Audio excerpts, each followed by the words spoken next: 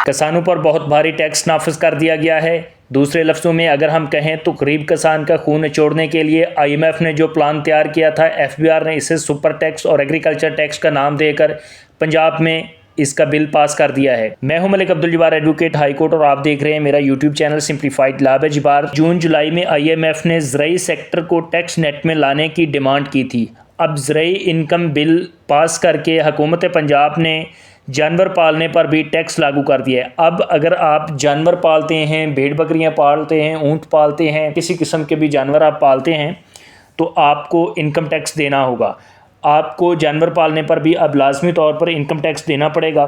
सुनने में ये भी आया है कि इस बिल का इतलाक़ जनवरी 2025 से किया जाएगा, लेकिन अभी तक ये कोई मुसद्दक़ा ख़बर नहीं है। लेकिन ये बात आपको याद रहे कि अब अगर आप जानवर भी पालते हैं, आप भेड़ बकरियों का कारोबार भी करते हैं, तो आपको उस पर भी भारी टैक्स देना पड़ेगा। और टैक्स की रेशो के हवाले से एक रफ सा स्केजुअल हमारे सामने आया है, एक स्लैब हमारे सामने आई है जो कि अभी तक हतमी स्लैब नहीं है। उसके मुताबिक ये है कि अगर 12 लाख तक आपकी इनकम है तो आपको 15% टैक्स देना पड़ेगा, और अगर 12 लाख से 32 लाख रुपए आपकी इनकम है तो 1,70,000 रुपये आपको फ़िक्स टैक्स देना पड़ेगा, और अगर 32 लाख से 56 लाख है तो 6,50,000 रुपये आपको फ़िक्स टैक्स देना पड़ेगा। अगर 32 लाख से 1 करोड़ के दरमियान आपकी इनकम है तो आपको 37 लाख रुपए गवर्नमेंट को टैक्स देना पड़ेगा, यानी आपको 37% तक टैक्स देना पड़ेगा। और अगर आपकी इनकम 6 लाख से कम है तो उस इनकम पर आपको कोई भी एग्रीकल्चर इनकम टैक्स या लाइव स्टॉक का इनकम टैक्स नहीं देना पड़ेगा। यानी कि 6 लाख रुपए तक अगर आपकी इनकम है तो आपको छूट है, आपने सिर्फ अपनी टैक्स रिटर्न जमा करवानी है और आपको इनकम टैक्स देने की ज़रूरत नहीं है। और ये जो स्लैब आपके साथ डिस्कस किया गया है ये एक रफ़ आइडिया है, अभी इसके बारे में मैं हतमी तौर पर कुछ नहीं कह सकता। और ये किस तरह से इम्पोज़ किया गया है, किस बिल के थ्रू इम्पोज़ किया गया है। सबसे पहले जैसा कि आप जानते हैं कि पंजाब में Punjab agriculture income tax act 1997 already लागू है।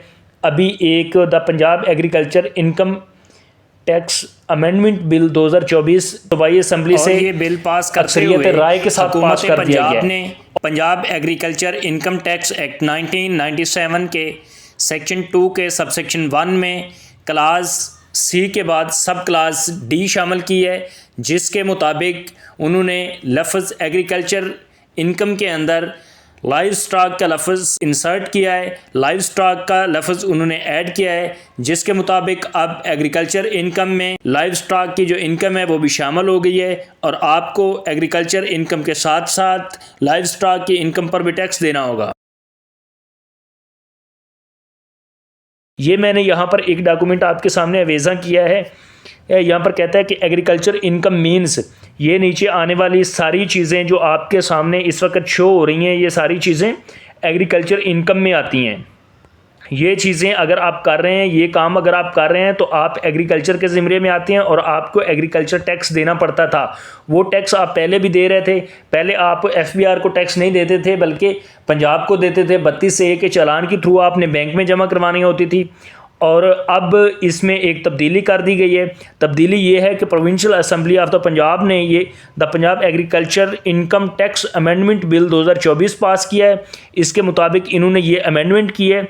इस अमेंडमेंट में मैं आपको यहाँ से पढ़ के और हाईलाइट करके सुना देता हूँ। कहता है कि amendment of section 2 of act 1 of 1997 in the Punjab agriculture income tax 1997 1 of 1997 for brevity referred to as the act in section 2 in subsection 1।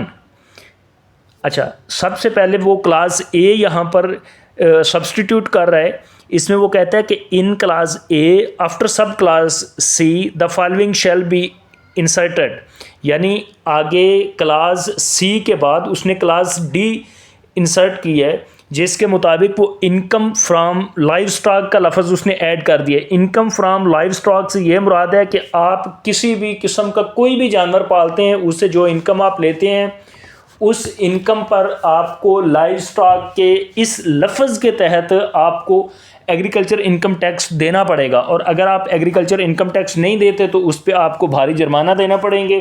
और वो जुर्माना किस तरह से कलेक्ट किया जाएगा, किस तरह से वसूल किया जाएगा, उसकी ऑलरेडी मैं आपको एक वीडियो बना के डिफ़ाइन कर चुका हूँ। अब सवाल ये पैदा होता है कि लाइव स्टॉक में कौन कौन सी चीज़ें आती हैं, ये एक लंबा टॉपिक हो जाएगा। इस पर मैं एक अलहदा से वीडियो बना के आपको ब्रीफ कर दूंगा। मैं A to Z सारी चीज़ें आपको इसमें बता दूंगा। थोड़ी रिसर्च करने के बाद, कैलकुलेशंस करने के बाद मैं आपको बताऊंगा कि कौन कौन सी चीज़ें हैं जो आपके लाइव स्टॉक में आती हैं।